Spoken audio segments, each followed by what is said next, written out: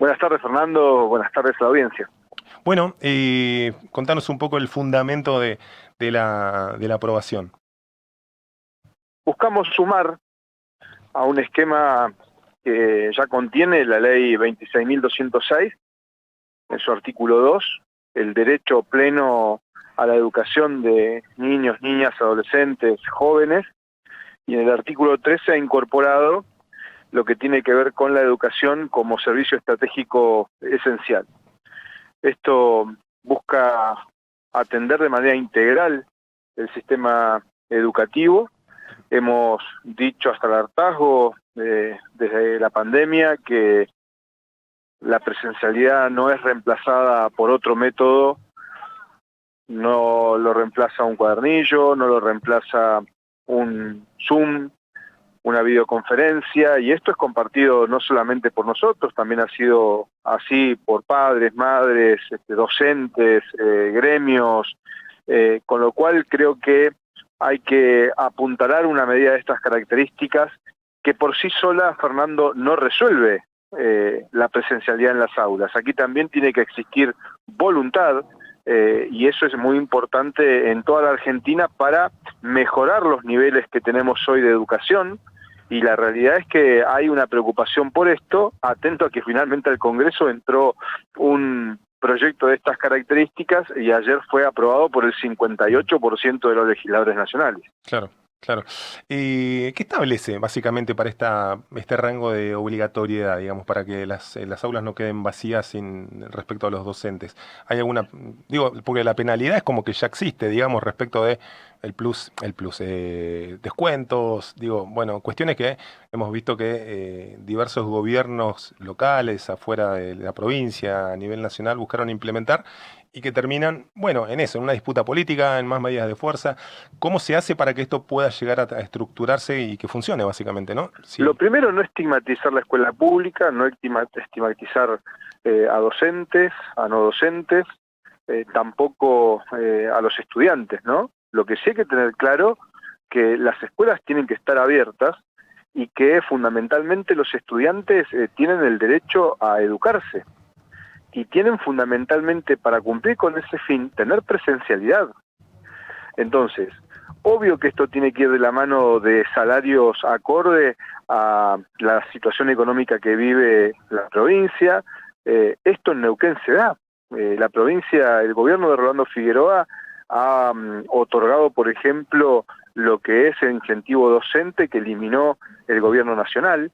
Eso significa entre un 10 y un 12% de los salarios. Por otro lado, también es cierto que hay que garantizar las escuelas en condiciones edilicias, la infraestructura escolar. Es cierto que hay un retraso de por lo menos 44 edificios en el sistema educativo neuquino, no de esta gestión. A mí me tocó ser ministro de Gobierno y Educación a fines del 2021, reconocí que había un problema grave respecto de la educación. En ese momento faltaban 35 edificios escolares, también que llegábamos tarde con el mantenimiento escolar. O sea, aquí se han manifestado también situaciones que son propias del gobierno y que se tienen que resolver. También en su momento el análisis de ese 30% sobre los salarios docentes.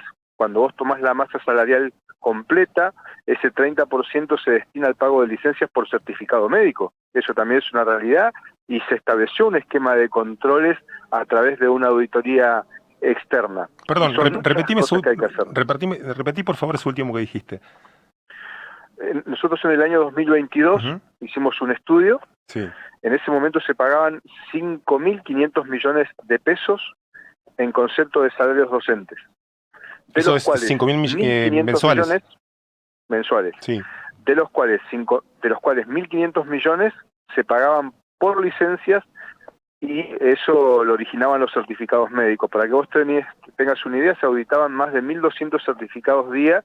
En ese momento no existía la auditoría externa, había alrededor de 25.000 certificados médicos sin auditar, Ujú. con lo cual procedimos a contratar una auditoría externa para que esos certificados se pudieran auditar en línea, automáticamente, diariamente. Luego, si era necesario, auditorías aleatorias en consultorio, participación en las juntas médicas o el estudio de la historia clínica de quienes presentaban esos certificados. Con lo cual también está comprobado que hay profesionales de la salud que viven de alguna manera aparentemente de generar certificados médicos a empleados públicos. Bueno, hay una investigación judicial, ¿no? En estos momentos en ese sentido. Una investigación judicial que se queda corta. ¿Por qué? Porque nosotros estadísticamente en aquel momento teníamos un ranking de profesionales que emitían certificados médicos. Por ejemplo, psicólogo que ha sido denunciado, que es de Andacollo, estaba séptimo en el ranking de profesionales que emitían certificados médicos. Para que tengas una idea, había una médica, cirujana psiquiatra, que había emitido certificados en un plazo de 6 meses por 28.000 días de licencia. Ah, qué locura. O sea, digo, aquí también tiene que existir, por supuesto, un compromiso de los colegios médicos para poder auditar este tipo de tareas. Entonces digo, aquí no se trata de estigmatizar a nadie, esto no va en contra de nadie, no va a resolver por sí sola esta ley, por supuesto, si no existe voluntad de todas las partes y por sobre todas las cosas, Fernando, ponemos de una vez por todas en el centro de la escena al estudiante, que es lo más importante. Estamos hablando con Osvaldo Giancafilo, diputado nacional de la provincia de Neuquén. Osvaldo, respecto de una situación, y sabiendo que esto, por supuesto, es un planteo político, no sé si en los considerandos incluye alguna medida fáctica, digo, si hay, te soy sincero, no vi el proyecto, cómo salió, pero como decís vos, claramente necesita de una estructura, de un andamiaje institucional que lo implemente. Ahora bien, en la cuestión legal judicial, digamos, ¿cómo se lleva esto con el derecho a huelga?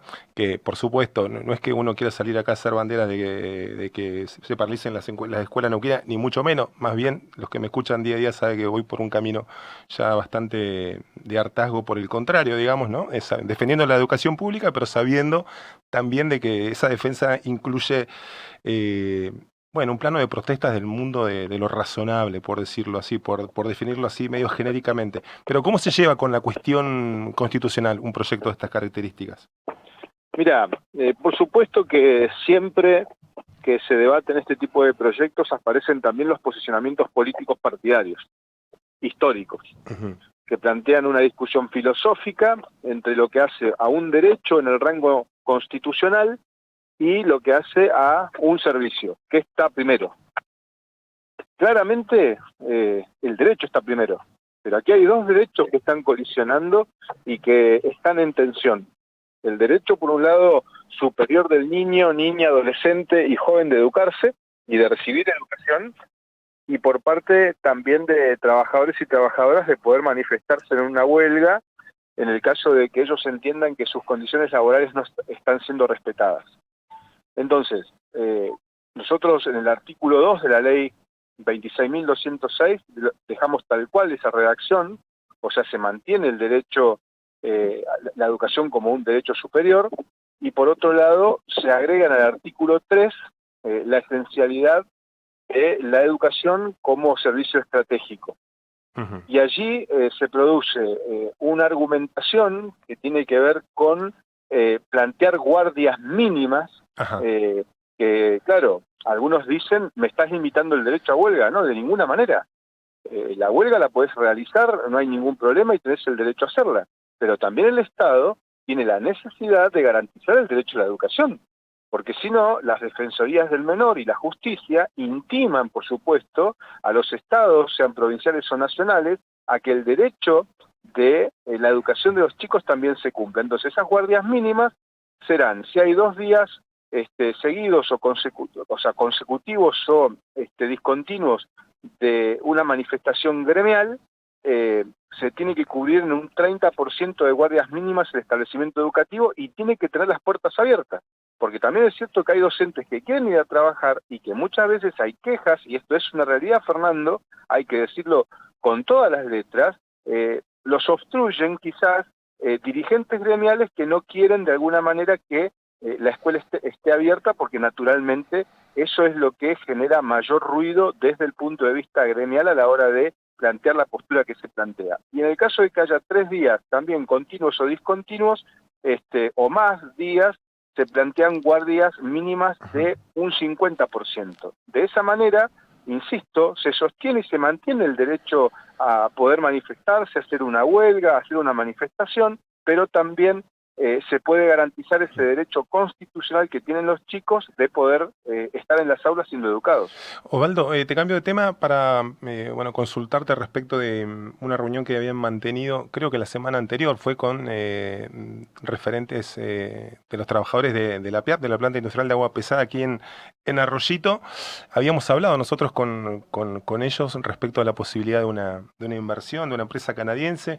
Entendemos que estuvieron ahí con Pablo Servi y con Agustín Domingo también, ¿no? Con los legisladores de Neuquén y Río Negro también, con tus pares en el Congreso, hablando con ellos. Contanos un poco qué estuvo sucediendo allí, cuál es la expectativa que podría surgir respecto a esa situación.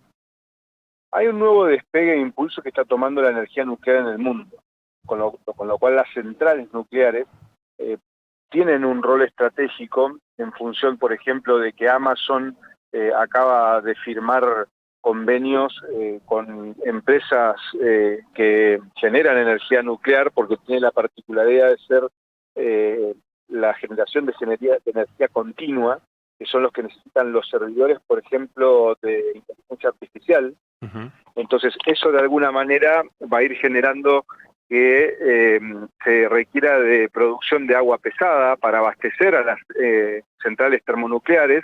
Y el otro elemento que también ha surgido es que la energía nuclear está considerada como parte de la transición energética, porque se la considera una energía limpia. Más allá de alguna que otra situación y hecho que hemos tenido en la historia del mundo, la realidad es que está comprobado que la energía nuclear es una energía segura, que asegura continuidad, como te decía, pero que además, por otro lado, también permite ser parte de la transición energética. Entonces, eso le da ventajas comparativas, y allí es donde están apareciendo mercados como China, por ejemplo, que es abastecida de agua pesada por Irán, que no están pasando por sus mejores relaciones y hay una cierta inestabilidad, y también un mercado como puede ser Canadá, con lo cual la CONAE y por supuesto la Secretaría de Energía de Nación también están indagando sobre el tema, explorando estas situaciones que se van a ir dando, y nosotros por supuesto hemos estado en contacto también con funcionarios nacionales, de ahí a que se han dado algunos contactos, algunas reuniones, porque hemos tenido la confirmación del Ministerio de Jefatura de Gabinete, ¿no? Para poder analizar estas posibilidades desde Nación. Por eso estamos trabajando esto en conjunto, como decías vos, con Agustín Domingo y Pablo Servi. Bien, bien. Bueno, Osvaldo, muchísimas gracias por estos minutos. No, gracias a vos, Fernando. Buenas tardes a la audiencia. Que tengas muy buena tarde.